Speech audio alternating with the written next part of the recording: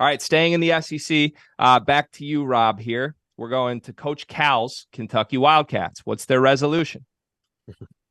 I think their resolution is to find a way to get their head coach to realize that it is currently the year 2022. And in 2 days, it's going to be the year 2023.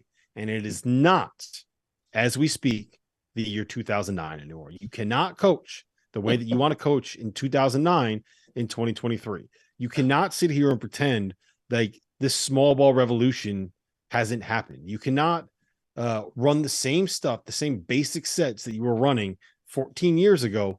Now you just can't do it. You can't. The coaching is too good. The scouting is too good. The players are too good. You don't have an elite level of talent, right? I think one of the things that kind of got underrated in Cal's time at Memphis and his early years at Kentucky was his ability to make rosters fit together and get guys to buy in and accept roles, right? I think that is his foremost skill set as a coach, right? He can get the players that he wanted to get, and he got them to buy into what he was asking them to do, right? He had that 2015 team. He had guys that were 5-star. He had Devin Booker coming off the bench and happy playing 14 minutes a night or whatever it was. His ability to kind of keep everybody together was elite. He's not a guy that can necessarily coach you into wins when you don't have elite pieces around him. So I guess the biggest thing is, and I'm going to steal something from a guy on our football side, Michael Felder, is like, he's got to learn how to cook, right? He's got all the groceries. He's got all the ingredients. He's got all the food. He's got the prime steaks. He doesn't know how to cook them. He doesn't know how to put it all together. He doesn't know how to take these pieces and make it work on a basketball court. And so I talked to someone a couple summers ago about like this very specific topic, right? And one of the things that this person told me is that like Cal's not a basketball junkie the way that other guys are basketball junkies, right? He's not a guy that's gonna sit up at night and watch NBA games until 1:00 in the morning. He's not the guy that's gonna stay up and watch the 10:30 Eastern time tips on TNT, right? He's not a guy that's gonna sit there and just live and breathe basketball and watch everything at every single second. He's going to watch what he has to do, and he's going to go home, and he's going to spend time with his family. He's going to spend time with his wife. He's going to do things like that, right? So I think a little bit of it is that maybe he doesn't necessarily have the ideas or the concepts, and he hasn't picked it up from anyone. I think another part of it is that his ego is too big to kind of allow him to say, okay, I need somebody to come in here and run my offense. On the Christmas gift show, I think T.O. and Goodman both said that they were going to give Kentucky John Beilein, someone that can go out there and scheme some offense, someone that had nothing to do but sit there and think about ways to create good shots for guys on the team. That's what they're missing right now. They're missing ways to get easy baskets that aren't off of turnovers and that aren't off of offensive rebounds from Oscar Tshiebwe. Because you got some of the pieces to be able to do it, man. But like, it ain't working. I hate watching them play. I do not like watching Kentucky play right now. My question to you guys, and I know the Kentucky fan base, they're always eager to say something. For me, we talk about where's the pros? I mean, like you made the comparison to Booker and those guys. Booker, that team was loaded. Like they had dudes. Mm-hmm. And I'm just saying this team has talent, but they ain't got dudes. That's what I'm saying. Like, the way you're accustomed to Kentucky team having, where they just and in fairness to Cal, you can say that maybe this year, but in past, it's like, yeah, I can go to bed early because I got mm-hmm. Bam out of Bayou, I got Devin Booker, and you don't. So you can stay up all night trying to figure out how to stop these dudes. Guess what? When you wake up tomorrow, that same damn problem gonna be there. They don't have that. There's nobody other than you can scheme with some of these guys, and I said that before. They got pieces, and I think they'll have their moments. They'll make it to the tournament or whatever. But coming in off of that year, it's like they got to mix and match to get the shooting or the defense or the whatever. And they don't have those guys. There's just not a team where you're gonna look at and be like, oh man, they got how many NBA guys? I mean, literally, like how many NBA guys on this? And you can say you think not eventually, but talking about like draftable guys. Like where? It's probably, I would say, if the draft happened today and there was no NIL money incentivizing players to come back, I would say Kason probably ends up being a top 10, top 14 kind of a pick, right?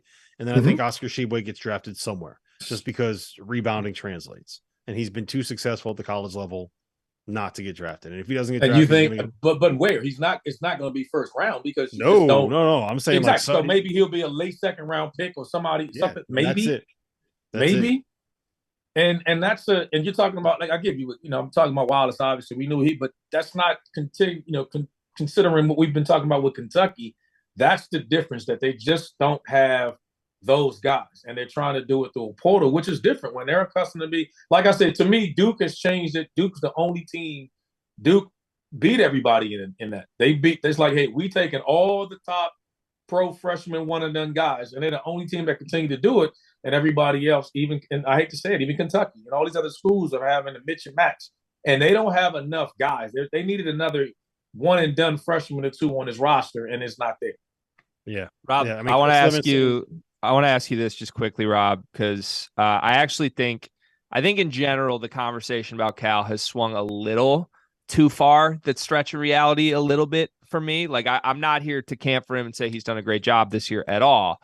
But I just think in general, the narrative of like, oh, this offense is so horrendous is a little too far. This is 25th best offense in the country on KenPom. They're shooting 40% as a team from three. And this is a team that starts Severe Wheeler, Jacob Toppin, and Oscar Tshiebwe. Like how those guys aren't shooters. So how do we square the fact that maybe metrics wise, this offense actually isn't looking that bad with like what our eyes are telling us with this team? Okay, because sometimes numbers can lie, man. That's why you can argue part of it is. That's why I never bring in analyticals, most of the stuff analytically in, because you can flip the analytics to say whatever you think it needs to say. So yeah, you can read that off, but when you watch them play, you're like, something's wrong. And part of it is like how many points do they get off of offensive rebounds, right? How much of that offense that they get is a result of Oscar Tshiebwe getting to the offensive glass and laying a ball in after he gets a missed rebound. And I'll also say this, if you look at the teams that they've beaten that are high major opponents, right? They scored 77 points in 84 possessions in a double overtime loss to Michigan State. They scored 72 points in 76 possessions against a Gonzaga team that is not known for being a defensive juggernaut. They scored 53 points in 67 possessions against UCLA in a game where they had 2 points in the final 8 minutes of that game. They scored 60 points in 59 possessions against the Bellarmine team that beat Louisville, but is still like a mid-major program. They scored 73 points in 71 possessions against your Michigan Wolverines, and against Yale, they scored 69 points nice in 60 possessions. Like, I think some of the numbers that they've put up have been a result of inflated performances against some lower level teams, right? That's what it's been. That's where those numbers have come from. Some of it is that. I think a lot of it is they shoot 40% come conference play. When you play a lot of these non-conference schedules, you can make it matters if I go 6 of 8 against, and I don't even want to pick a team off their schedule, but just some Ivy League school or whatever, and then all of a sudden now when it matters, I got to play against UCLA, somebody else, and I go 1 for 5 or 1 for 4. Like at some point, that's what they're going to end up playing here. But maybe I'm just colored by the Michigan game, but like 9 for 15 against Michigan, they win that game. I thought their offense was actually pretty good. I know they were really bad against UCLA. I know that Gonzaga was really never a close game, so it's hard to even count that. Michigan State, I think they turned the ball over a lot and had quite a few Severe Wheeler questionable moments, if I'm remembering correctly, back to the Champions Classic. But I don't know. I think it's more in the middle than it is the far end of the spectrum of like Cal's got no answers. To me, if there was an answer, no. And I'm with you on that. I'm not bashing them. Yeah. I think it's somewhere in the middle of that. My only thing was what we expected of this team coming into this season off of last year. I don't see them reaching that. I'm not on because next year, when you get a couple of those dudes in there next year, then I think you'll get the mixture of the veteran guys with this number one class coming in. Total different conversation. I'm talking about just this team and the parts to this team. He's going to have some dudes in there coming in there next year that he can get a ball to and go boogie and do their thing. And I'm thinking, and that's going to change a lot because it's going to be at the end of the day, I got options of guys I can give it to, a la Baylor type situation. You don't. Let's see what happens then.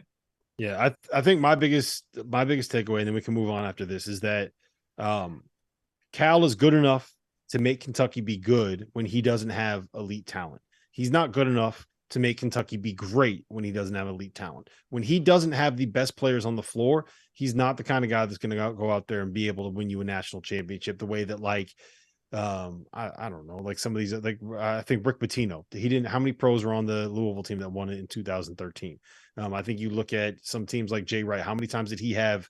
Well, maybe that's a bad example, but you know what I'm saying? Like he's not a guy. He's going to be at his best when he has the best players on the floor. And because his best strength as a coach is his ability to get everybody to buy in and accept roles, even if it's not necessarily being the number one guy for a top 10 pick. I just don't think he's someone that can win without elite players. But I will say this. But I don't think anybody is.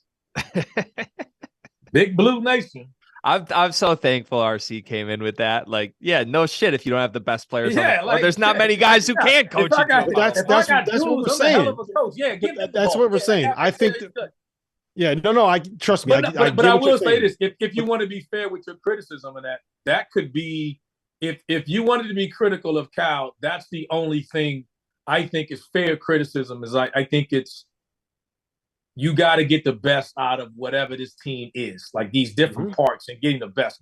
If you want to say that, I can be cool with it. But I just think he's at the mercy of what he has this year. I don't think it's any less of less because I think that here's where I'd push back. Here's where I'd push back is that I think that there is enough on this roster to be more than what you've been offensively, to be more than what you've been so far this season. I think Oscar Tshiebwe, he's the reigning national player of the year, and he may not be a go-to guy, but he's someone that should be better than what he's been. I think this reliance on Jacob Toppin is something that's been frustrating to me, right? I think the fact that we've struggled to see lineups where you get Antonio Reeves and CJ Frederick on the floor at the same time has been frustrating to me.